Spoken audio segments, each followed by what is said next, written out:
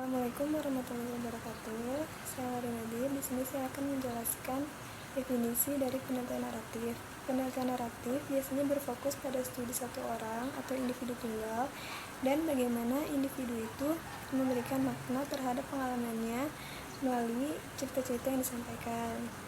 Pengumpulan datanya yaitu dengan cara mengumpulkan cerita, pelaporan pengalaman individu, dan membahas arti pengalaman itu bagi individu tersebut.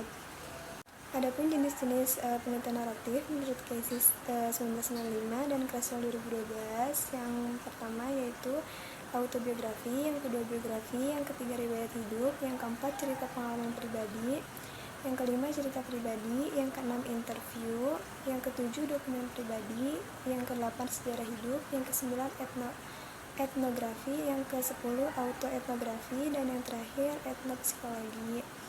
Nah, di sini menurut Creswell, untuk mengetahui jenis naratif apa yang akan digunakan memang penting, tetapi yang lebih penting adalah mengetahui karakteristik esensial dari tiap-tiap jenis. Ada 5 pertanyaan yang akan membantu dalam menentukan jenis penelitian naratif, yaitu yang pertama, siapa yang menulis atau mencatat cerita? Yang kedua, berapa banyak dari suatu kehidupan yang dicatat dan disajikan? Yang ketiga, siapa yang memberikan cerita? Yang keempat, apakah suatu pandangan teoritis digunakan? Dan yang kelima, dapatkah bentuk naratif dikombinasikan? Assalamualaikum warahmatullahi wabarakatuh. Nama saya Nisa Putri Alia. Saya selanjutnya akan menjelaskan mengenai karakteristik metode penelitian naratif. Menurut Creswell, yang pertama ada pengalaman individu. Nah, peneliti naratif ini berfokus pada pengalaman satu individu atau bisa bahkan lebih. Pengalaman dalam penelitian naratif ini tuh bersifat personal. Jadi, peneliti naratif memfokuskan pengalaman masa lalu. Dan yang kedua, ada kronologi pengalaman. Jadi, peneliti naratif menganalisis kronologi dan melaporkan pengalaman individu. Kronologi yang dimaksud dalam penelitian naratif ini, jadi peneliti menganalisis kemudian menulis tentang kehidupan individu dengan mengurutkan waktu menurut kronologi kejadian. Dan yang ketiga ada pengumpulan cerita. Nah, cerita ini tuh bisa bersifat autobiografis. Jadi peneliti merefleksikan tentang ceritanya, misalkan menggunakan foto, kotak kenangan yang bisa memicu ingatan dalam bentuk yang digunakan untuk mengumpulkan cerita tersebut dalam penelitian naratif ini. Kemudian ada restoring. Restoring ini ada tahapannya nih. Yang pertama, peneliti melakukan wawancara. Wawancaranya itu ya bisa direkam suaranya. Kemudian tahapan yang kedua ada peneliti mencatat, mengidentifikasi unsur ceritanya. Kemudian tahapan yang ketiga, peneliti itu menceritakan kembali rangkaian ceritanya, misalkan dengan menyebutkan lagi latarnya, tokohnya, dan masalahnya. Kemudian ada coding tema. Di coding tema ini peneliti memberi kode dari cerita tersebut.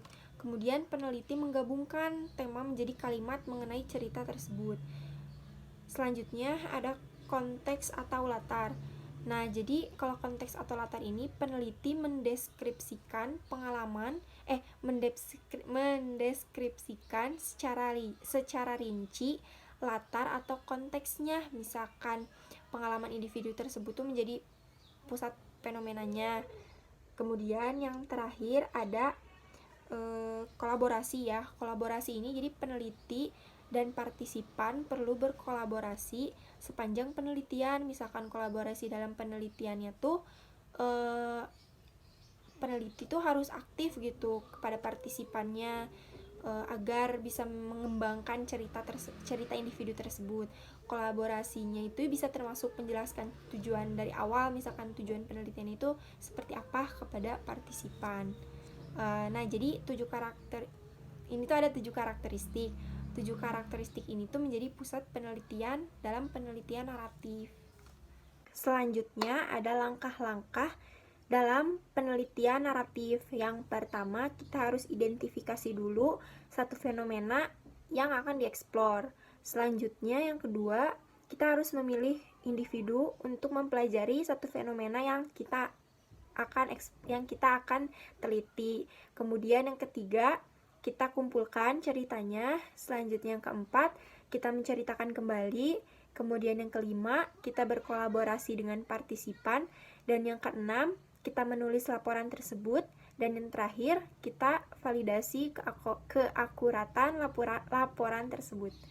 Sekian presentasi dari kelompok saya. Mohon maaf bila ada kesalahan. Wabillahi taufiq wal hidayah. Wassalamualaikum warahmatullahi wabarakatuh.